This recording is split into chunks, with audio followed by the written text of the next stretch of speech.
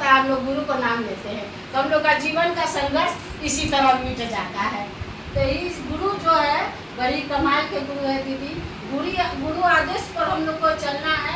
किस तरह शिष्य बने, उस गुरु के चरण में झुक कर गिरा दे, इतना दया मांगे, वो महादेव बेबस हो जाए हमको अपना शिष्य बनाने पर।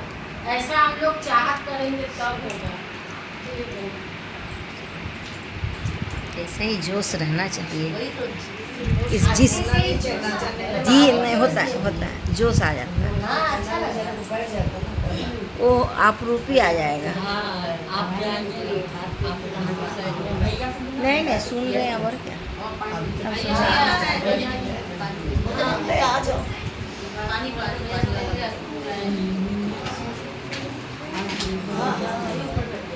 ओ भैया गया चर्चा में जब सब सुनेगा तो नहीं सुनेगा। सबसे पहले अपने गुरु महेश्वर शिव साहब जी के 5 चरणों में प्रणाम, मेरा प्रणाम स्वीकार है। बहुत देर से बातें हो रही थी तो सोचा आपकी किताब पे भी थोड़ा बात हो जाए।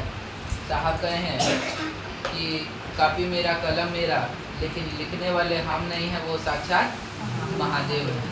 तो ये मेरे गुरु का ग्रंथ है। जब साहब लिखे हैं तो साहब में जब ऊर्जा है तो साहब की किताब में कितनी ऊर्जा है।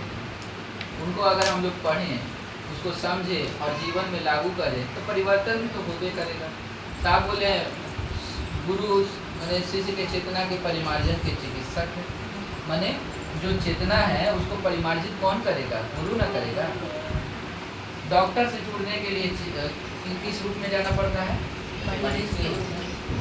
किसी वकील के पास जाइएगा तो किस रूप में जाइएगा? हाँ, जोर से बोलिए।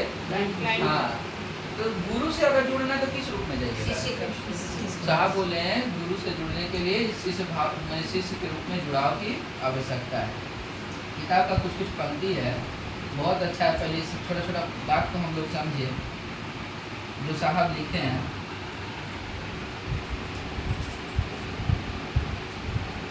साहब कह रहे हैं कि गुरु की दया